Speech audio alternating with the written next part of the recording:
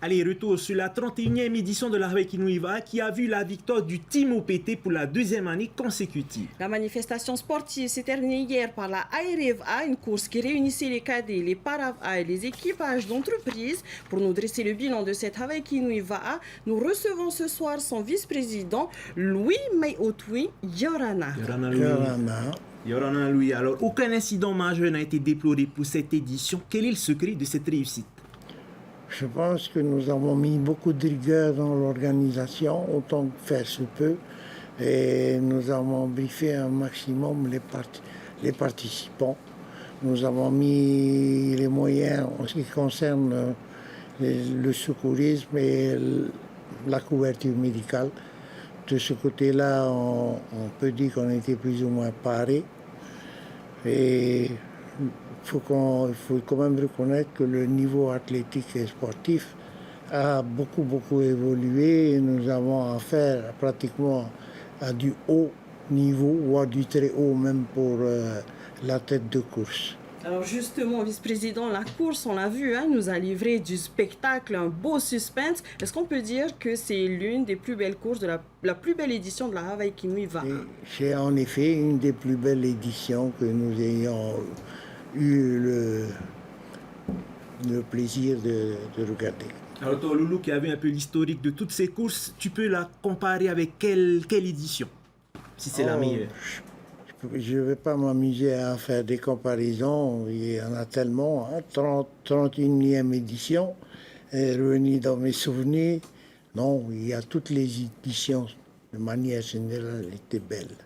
Alors, si on veut qu'elle reste aussi prestigieuse, quelles sont les choses à améliorer?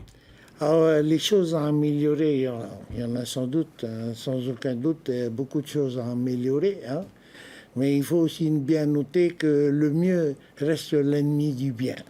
Alors, de ce côté-là, on temporise un peu, puis nous attendrons, nous, le comité, de faire notre propre bilan et ensuite en tirer les leçons qui conviennent.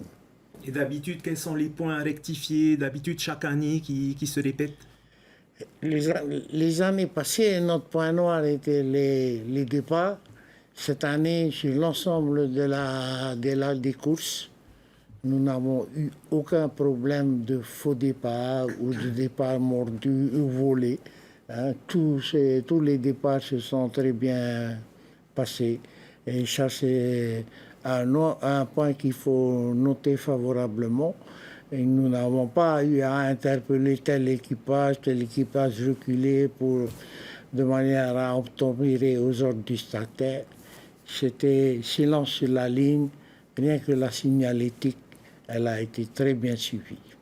Alors Louis, un petit point noir a tout de même été relevé par les clubs lors de la dernière course, la aérée à Bora Bora. Certains équipages se sont plaints du manque de balisage sur le parcours. Qu'est-ce que vous pouvez répondre à ça? Il n'y avait pas de manque de balisage. Ils avaient, eux, confondu à des bouées qui indiquaient un pâté de corail de manière à ne pas s'échouer. Et ça, c'est pas nous qui sommes à l'origine de ces bouées. C'est des bouées qui existent depuis toujours à Bora Bora. C'est un pâté de corail, c'est dangereux, on peut s'échouer dessus.